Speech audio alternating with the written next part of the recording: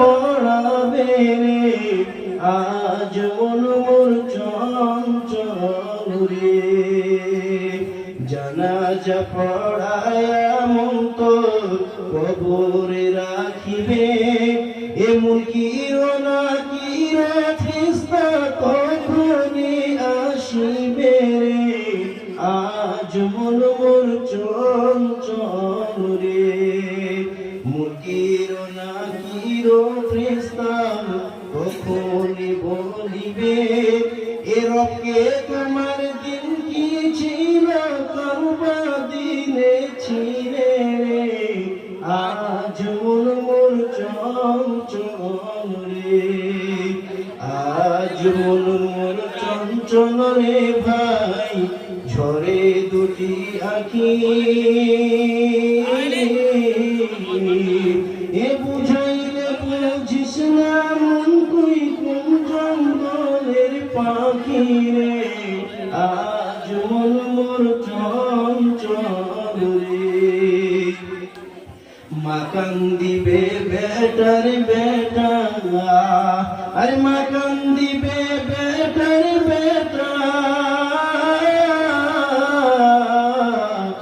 বোন কান্দিবে ভাই রে, পরের বেটি সে কাঁদিবে আর তাকে ঘুমাই রে, আজ মন মোর চঞ্চল রে, আজ মন মোর চঞ্চল রে ভাই, ঝরে দুটি আঁখি। এ বুঝাইলে বুঝিস না মন তুই কোন জঙ্গলের পাখি রে, আজ মন মোর চঞ্চল রে। উপস্থিত আজকের সভার শ্রদ্ধেয় সভাপতি সাহেব এবং স্টেজে বসে থাকা উলামায়ে কিরামগণ, আমার সামনে বসে থাকা দিনদার ইমানদার মুমিন মুত্তাকিন বাপজি ও ভাইয়েরা এবং আমার স্নেহের মা ও বোনেরা, আমি সর্বপ্রথম সেই মহান রব্বুল আলামিন করুণাময়ের তারিফ ও প্রশংসা করি, যেই আল্লাহ তাবারাক ওয়া তাআলা ওয়াহদাহু লা শারীকা লাহু ওয়া হুয়া আলা কুল্লি শাইইন কাদির, যেই আল্লাহ আমাদের সকলের মহান মালিক, যেই আল্লাহর ইচ্ছা ছাড়া কোনো কিছু হয় না। আজ অনেকদিন ধরে একটা প্রোগ্রাম চলছে যে আমরা এখানে একটা প্রোগ্রাম করব, তো সেই উদ্দেশ্য সেই আশাকে আল্লাহ আজকে পূর্ণ করেছেন, তাই আমরা করতে পেরেছি, অর্থাৎ আল্লাহ কবুল করেছেন। তো যিনার ইচ্ছা ছাড়া কোনো কিছু হয় না তিনি হচ্ছেন আল্লাহ, তিনি আমাদের হায়াত মৌতের মালিক, রুজির মালিক। তাই সেই মহান সত্তার শুকরিয়া আদায় করে আমরা একবার সকলেই বলি আলহামদুলিল্লাহ। তারপরে পরে আমাদের নবী, বিশ্বের নবী, মা আমিনার লাল নূরুল দুলাল, নবী মক্কি, নবী মাদানী, নবী তাসির, নবী বাসির, আশরাফুল আম্বিয়া, সফিউল মুসলিমিন, রাহমাতুল লিল আলামিন, নবী মুহাম্মদুর রাসূলুল্লাহ সাল্লাল্লাহু আলাইহি ওয়াসাল্লাম, তার উপর শত সহস্র দরুদ ও সালাম বর্ষিত হোক। আল্লাহুম্মা সাল্লি আলাইহি ওয়া আল্লাহুম্মা বারিক আলাইহি। পবিত্র কালাম পাক থেকে দুটি সূরা থেকে দুটি আয়াত পাঠ করেছি আপনাদের সামনে।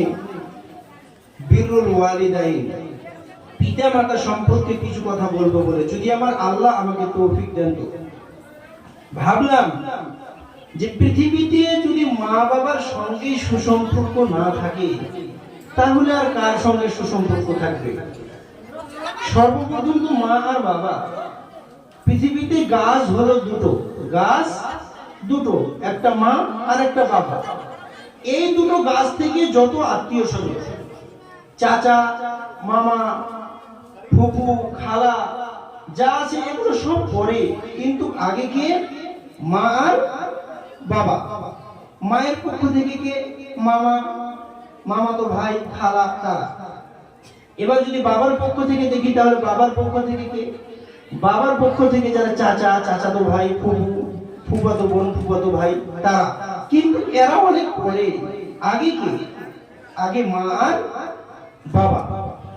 তো এই মা আর বাবার সঙ্গে সুসম্পর্ক রাখার জন্য স্বয়ং মহান রব্বুল আলামিন কোরআনে তাদের সঙ্গে সুসম্পর্ক প্রতিষ্ঠা রাখার জন্য তিনি স্বয়ং বললেন যে মা এবং বাবার সঙ্গে আমাদের সুসম্পর্ক রাখতে হবে।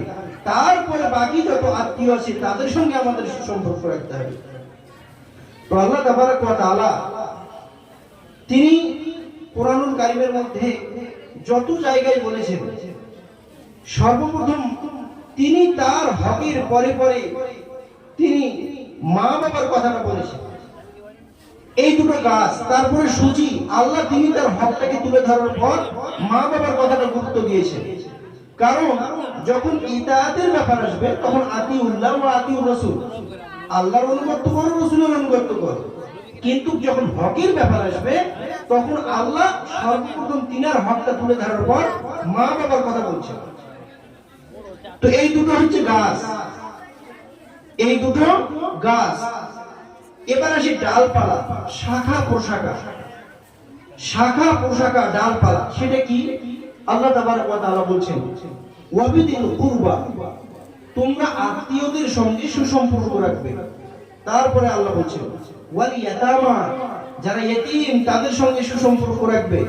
ওয়াল মাসাকিন, যারা মিসকিন, ফকির মিসকিন অসহায় খেতে পায় না তাদের সঙ্গে তোমরা সুসম্পর্ক রাখবে।